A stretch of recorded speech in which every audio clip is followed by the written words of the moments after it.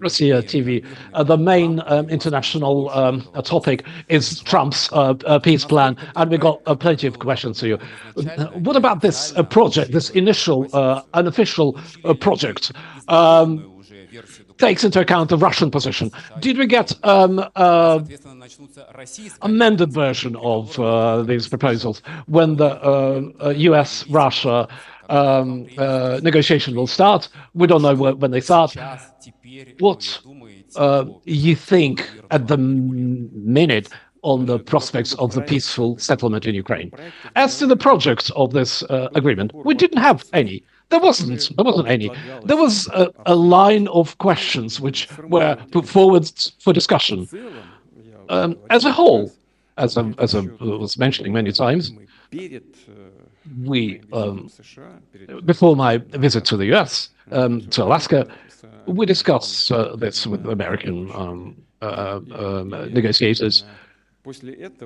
And after that, there was this list of possible agreements from 28 points of them. And like I mentioned, it was transferred to us, and we got acknowledged. We acknowledged it, and after that, there was a meeting between the Americans and the Ukrainians, and as far as I understand, they decided among themselves that all those 28 points should be divided by 4 sections. As a whole, so they gave it all to us, and we agreed that it could have been as a base for the future agreement. I can't really talk about some final versions because we don't have any. Some things that totally of principles, and we can see that American side bears in mind in some way our position, which was discussed, encouraged, and after Alaska, we have to sit down and discuss certain concrete issues. We have to translate it into diplomatic language. One thing is to say that Russia is not going to attack Europe. It's funny for us. It's laughable because we never wanted to attack Europe. Okay, let's put it in writing. But there are some people who are not particularly, shall we say, with us. I don't know. There may be some crooks. They are telling their population that Russia is getting to attack Europe, and we have to strengthen our defense. I'm not sure whether they serve the military industry interests, or maybe they try to basically increase their political ratings. It's very difficult to say, but as from this is a lie. This is a total lie. But when everything is being fed to the society and the citizens are scared and they want to hear that we don't have any aggressive plans towards Europe, we're happy to put it in writing. Maybe there's a sense into this. When we want to talk together and discuss some dots the I's and cross the T's when it comes to European security. We're always open to that. Those countries, which we couldn't call them partners, go ahead. But we have to sit down and discuss every word. Or, for instance, in some of the documents, they say that we have to resolve the question of the strategic stability together with the Americans. But we suggested it back when Obama was president. We heard, yes, but about a month before Obama left the White House, they said, yeah, it's stalled. And now it's different treaties we're talking about, which will be expiring in February next year. But from these papers, we can see that there is a desire to come back to those issues. Every one of these questions, it's an incredibly serious discussion should be attached to that. And next week, the American delegation will visit Moscow. Yes, go ahead. Back radio. Could you tell us who will be the main negotiators from Russia? And also the reports on Abu Dhabi talks. It's a parallel process. And could you tell us who talks to who there? Who is the negotiator on the Russian side? Of course, it's our Minister of Foreign Affairs. When we sit down at the negotiation table, we will be discussing in detail every point of that agreement. Of course, it's Medinsky, Vladimir will be one of them because he started straight from the start negotiating. But on current affairs, in order to organize all this work, there was Deputy Foreign Minister Yuri Ushakov, and he's in total contact with American colleagues. He cannot do everything himself. Our Ministry of Foreign Affairs should help him. It's an absolutely huge issue. We have to put down in writing and dot the I's. So it's very, very careful work. And as to the Abu Dhabi talks, I heard some noise, some informational noise on this issue, but nothing unusual was happening. Nothing terribly secretive was happening. Special services, both Russian and Ukrainian, were always in contact, even in hardest times. Same applies to now. We're talking about humanitarian issues, exchanging POWs, and the Abu Dhabi format, Abu Dhabi platform is very well suited for that, and we're grateful to local authorities for providing us. Due to this, many hundreds of Ukrainian, Russian heroes returned return home. But the initiative of the Ukrainian, it was happening in Abu Dhabi on demanding of the Ukrainian special services. And during this meeting, there was the representative of the US administration. It was a bit unexpected for us, but we were not against the contact. He got into contact with the Russian representative, and he was asking questions and suggested that maybe we don't have to wait until next week, and we should basically meet this week in Russia, in Moscow. And I will believe it when the aircraft will land in Moscow. Nevertheless, we're ready anytime. It's a very important issue for everyone and for us as well. At any point of day and night, come on, let's just land our plane and yeah, let's talk. But we agreed that the US President's administration will sort it out. And yesterday they informed me that President Trump decided that, as we agreed before, we had this agreement before. It was a suggested a place in Moscow for our negotiations next week. Well, of course, go ahead. Who will be representing the US? It's clearly up to the President of the United States. We are waiting for them in the first half of the next week. Go ahead. Андрей Колесников, газета «Коммерсант». Коммерсант newspaper. Will you be insisting that the territorial issue when it comes to Donbass should be resolved here and now and forever?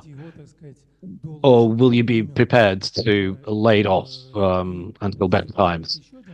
And if you allow one more question, would you agree to come back to G7, G8, as it was mentioned in one of the issues of this agreement? When it comes to G7 or G8, we were not asking to take us. We were invited there. We worked there. It was like a platform to adjust several positions. I have to tell you that pay attention. Before the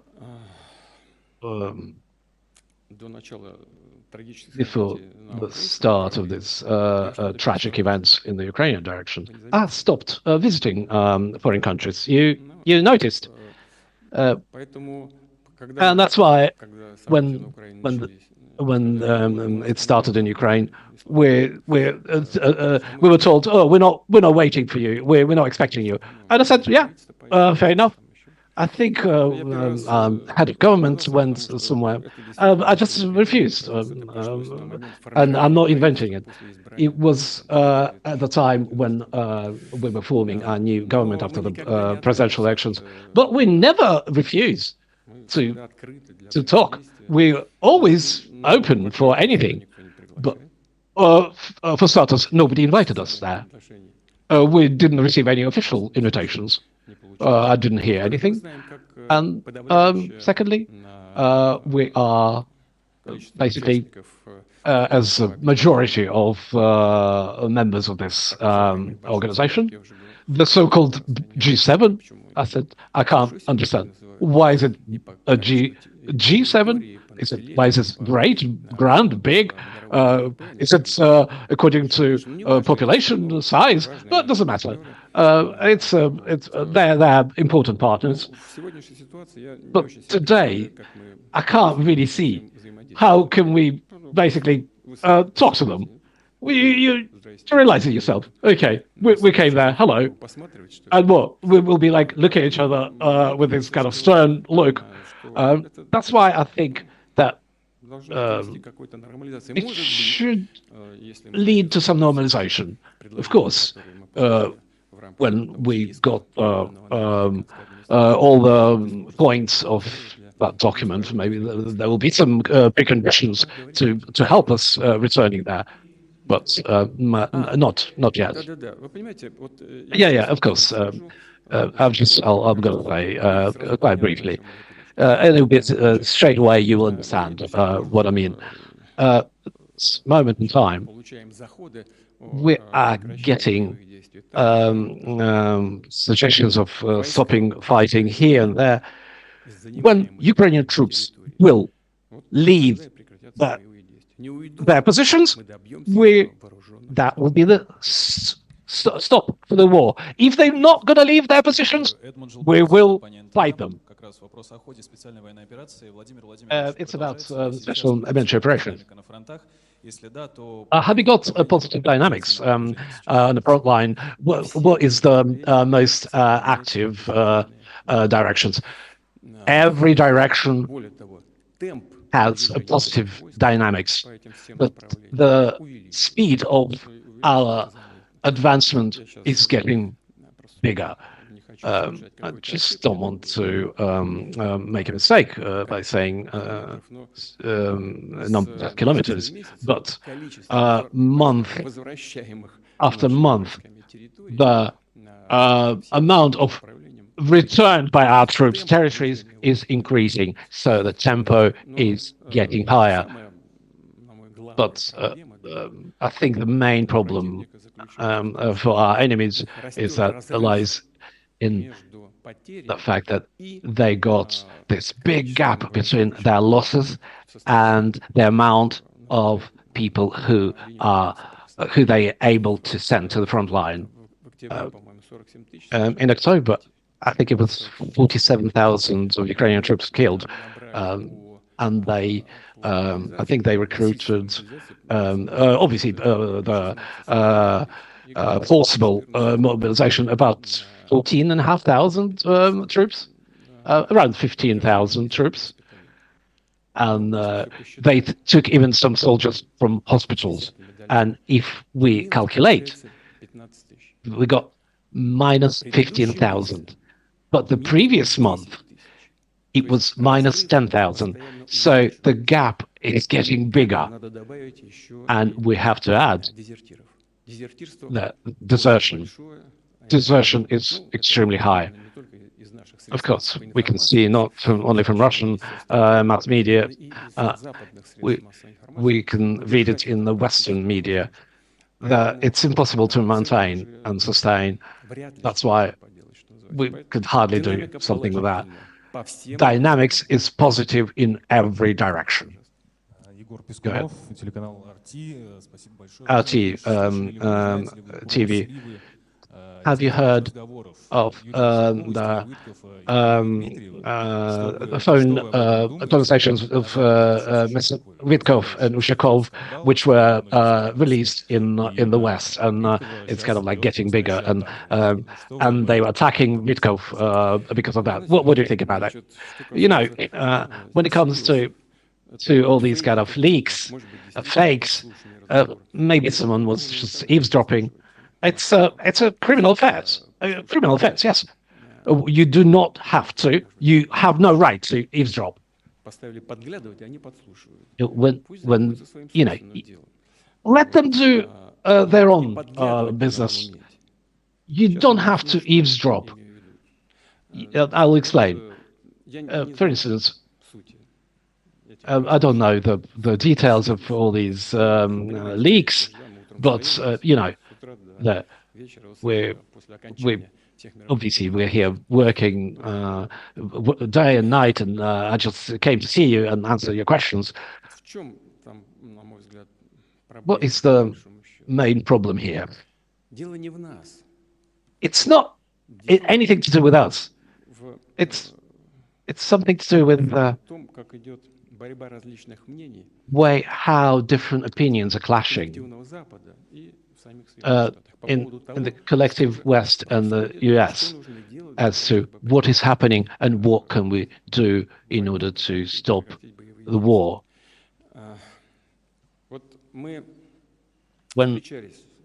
When we were meeting with Mr. Witkov before Anchorage, and then he visited Alaska, and we conducted certain negotiations. As a whole,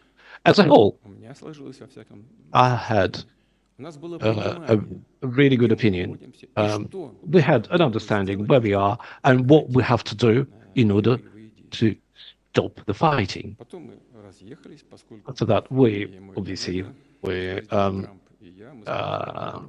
went to our capitals and to consult with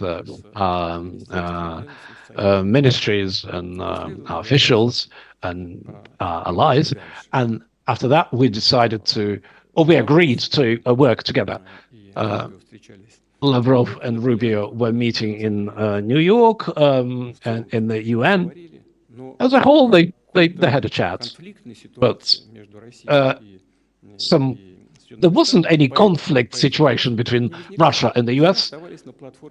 We were staying on the Anchorage platform, and suddenly the US announced sanctions against 2 Russian oil companies. What caused it? I'm being honest. I didn't understand what's happening. That's why to blame Mr. Witkov that he's too kind with his Russian colleagues. It's just nonsense. We spoke with him. We met him. We met him in Alaska, and then boom. When a new relationship were just being born, everything is crashing down. And when I want to reiterate that we don't understand what is this sign about. It's first thing. Secondly, Mr. Witkoff is going to Moscow on behalf of President Trump in order to conduct negotiations with us. But it would have been strange if, talking to Ushakov, he would have been swearing at us. He just changed pleasantries, and then he comes to Moscow and make some efforts to improve the relations. This is nonsense. It's he's a very intelligent person. He has to create mutual friendly conditions for that. Of course, I know him personally, and through the month, his friendship with President Trump goes back tens of years. He is an American citizen, and he protects the interests of his country and his president. Of course, we have a dialogue. Of course, we're conducting this dialogue without swearing at each other, without spitting at each other, as intelligent, civilized people. But everyone protects his own position. And Mr. Witkoff is protecting the position of the United States and the interests of the United States as he sees them, or people who delegate him to negotiate with Russia. It's not only President Trump. I think it's people from the diplomatic circles, military circles, and so on. Yeah, go ahead.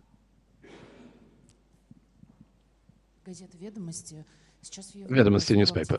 Now, in Europe, they're talking about confiscating Russian assets. What would be the Russian answer to that? Do you agree with Viktor Orban's words that he was saying that confiscating Russian active might lead to some litigation and collapse of euro? Hungary is an EU member, and he, as a prime minister of one of the EU countries, he sees better what could happen to a European currency. Of course, there will be dire consequences because the trust to Eurozone will drop dramatically. And obviously talking about the European economy, and bearing in mind that Germany, the engine of the European economy, is in a recession for 3 years running, and the Russian Federation government is working on mutual steps just in case it will happen.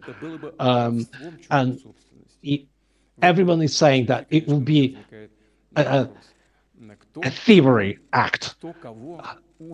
Who teaches who? Or those little thieves in the Ukrainian authorities who are stealing their taxpayers' money and money of the Western countries' taxpayers. We heard about the corruption scandal in Kiev. Are they learning from the Europeans? Or Europeans are learning from the Ukrainians? In any case, both acts are thievery, and this is, of course, we will have the steps in return. First television channel. After Donald Trump admitted that they might test nuclear weapons in the US, you gave special services and ministries a command to test our weapons. Do we have a concrete and final decision in this direction? Yes, I want some extra information on what Americans are going to do, and I want to see the suggestions what we should do in this situation. One of the suggestions is that we have to work together on this subject. And we are ready, together with the American administration, to talk through all the questions related to the strategic stability. Maybe it will happen next week in Moscow during the negotiations. Of course, we will raise this issue in Moscow. Of course, the US understand that, and we fully understand that the preparation for the real nuclear tests takes time, and we can't really be in a situation when the US are testing their nuclear weapons, and we are 1.5 years before it. And I will reassure you that we will be ready. And the last question now. Now, we don't have Sergei Lavrov with you on this. You're missing him just a bit. He is not on holidays. We can't see him for 2 weeks with you. The mass media talking that he's being out of favor because of his Rubio conversation. No, it's nonsense. He reported what he will be doing and when, and he's doing that work. He's getting ready to meet American partners. TASS agency. Let me go back to the peace plan. We get this impression that the Western countries suggest it's quick meetings and pressurizing Russia and you in particular. Of course, we want peace as soon as possible, but I think that these questions cannot be rushed. Don't you think that there's this risk that if the peaceful agreement will be conducted in a rush, it will be treated in a different way?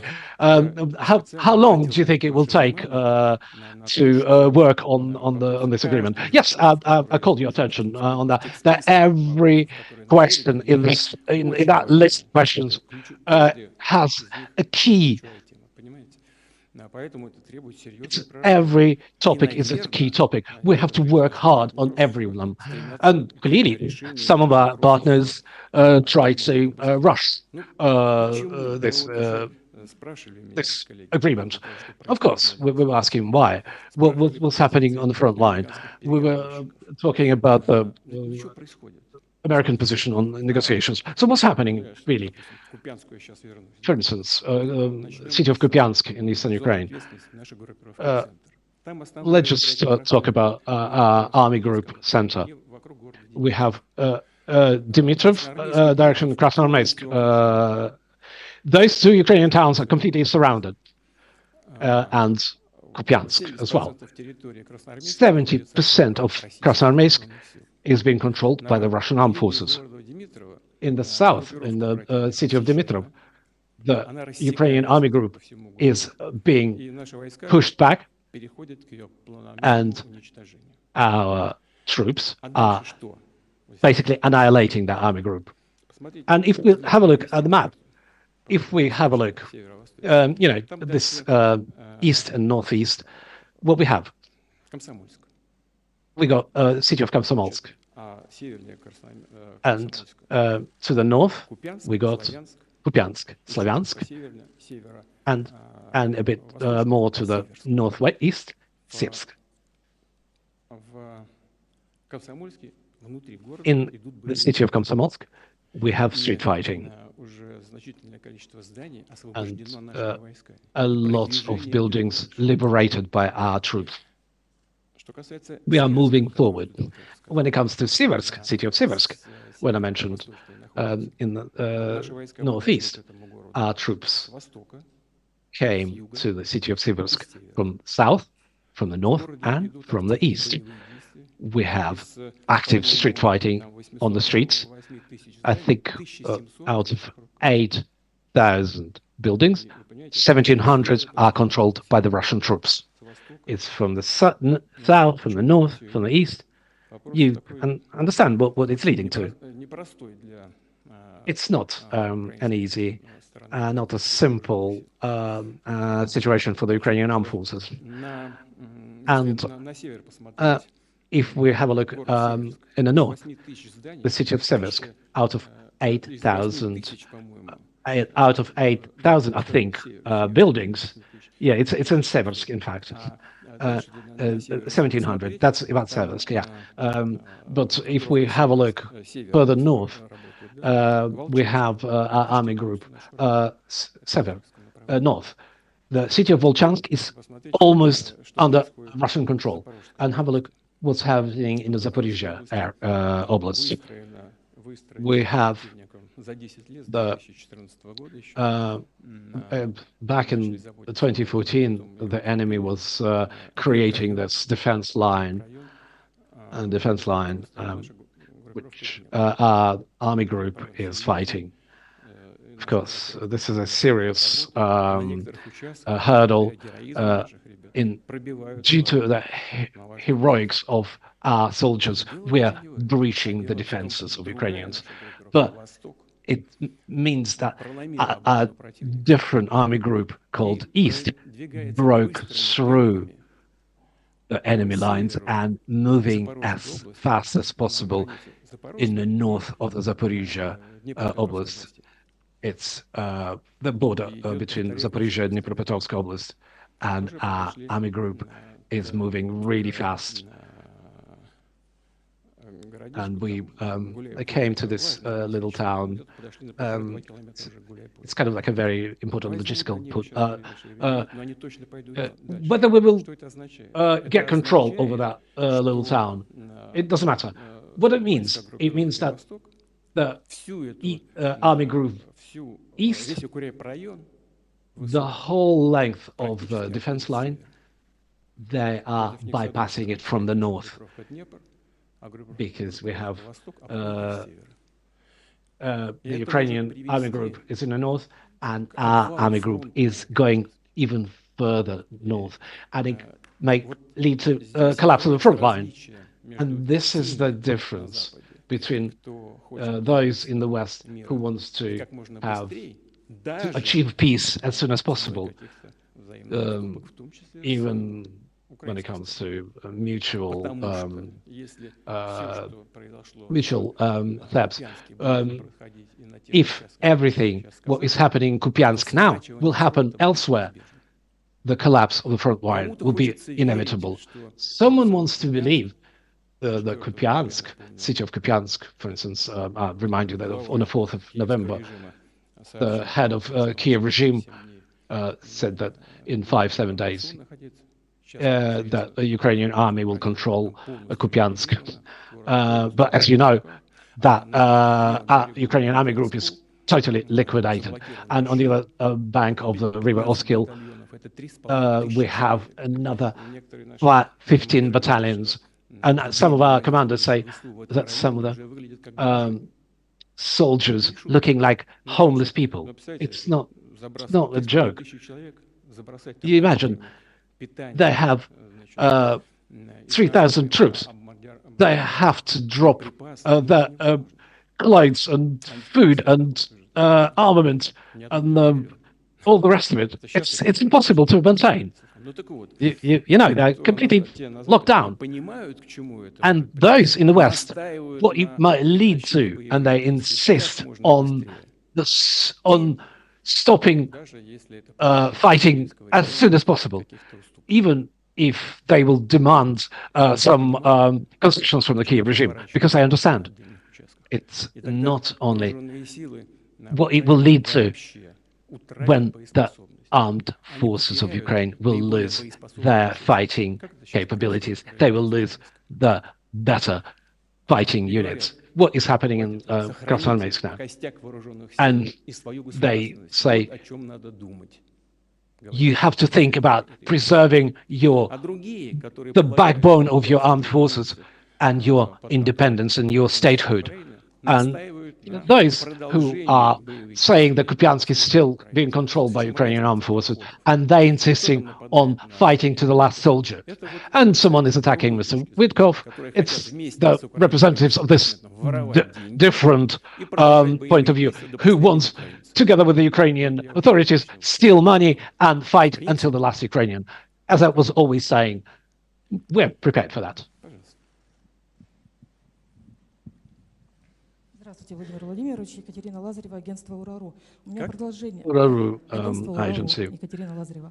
У меня продолжение вопроса Um, коллеги. Вот если Continuing вернуться my опять же к colleague's мирным question, планам, есть if we мирный go план back Трампа, to есть the альтернативный peace план plans, there's a peace Европы, plan, Trump's есть ли peace plan, понимание, с кем alternative говорить, European peace plan. договариваться и подписывать Can итоговые we? документы Is there со anyone стороны who we talk политического to руководства Украины in или, order может быть, уже to военного руководства? deal with someone from the Ukrainian leadership? Who will be signing it with? You know, those documents with the Ukrainian leadership they don't make sense. I think that Ukrainian leadership committed a strategic mistake when they were scared to organize the presidential elections, after which their president lost its legitimate status. Of course, we are in an armed conflict with Ukraine, but we conducted presidential elections, and we also had regional and municipal elections, and they don't do that for some reason. As soon as we sign the peace agreement, the fighting will stop. We have to stop martial law. And if the martial law, we have to declare the elections straight away. As of today, clearly, the present-day Ukrainian leadership cannot go to the elections without any manipulations. Of course, it's not important who votes, it's important who counts the votes. But it's very difficult for them. But after that, we need to create a referendum, as it says in the Constitution, and then the referendum should be confirmed by the Constitutional Court. And what's happening to the Constitutional Court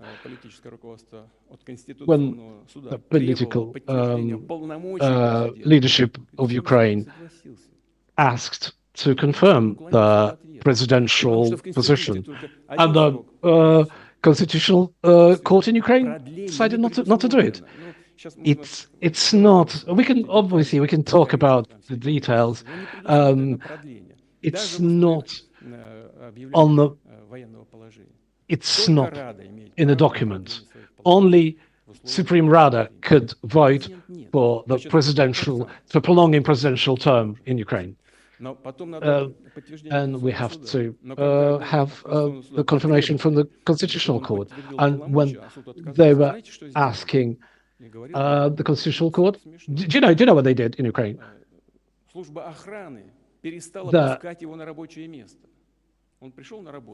The security services decided not to let the Constitutional Court members to attend their basically workplace. You know that some high members of Ukrainian authorities, they are behind bars because of the corruption. So what's happening? The Constitutional Court members were expired, and we need to vote in new members. It's a huge procedure.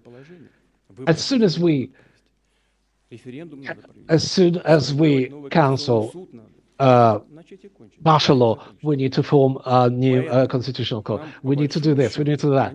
That's why, of course, we want to agree on things, but now it's practically impossible. It's impossible de jure. Whoever wants to negotiate with them, let them do it. We need that our decisions would be internationally acceptable by main international players. That's all. And this makes sense, because one thing is when the decision is accepted and certain territory is under the sovereignty of the Russian Federation, and if the obviously, and if there will be attack on Russian Federation, Russia will take some steps in return, or it will be an attempt to return the Ukrainian territory. We need this confirmation, but not from Ukraine, of course. I'm sure in the future, we'll be able to talk to Ukraine when there'll be healthy people who wants to build a healthy relationship with Russia in a long term. Yes, we'll be finishing now. And this is the last question. Здравствуйте, меня зовут Кира Латухина, Российская газета. Hello, Russian Gazeta newspaper. Could you tell the Hungarian mass media told us that Prime Minister of Hungary, Viktor Orban, will come to Moscow tomorrow. Can you confirm what's the basically idea of this visit?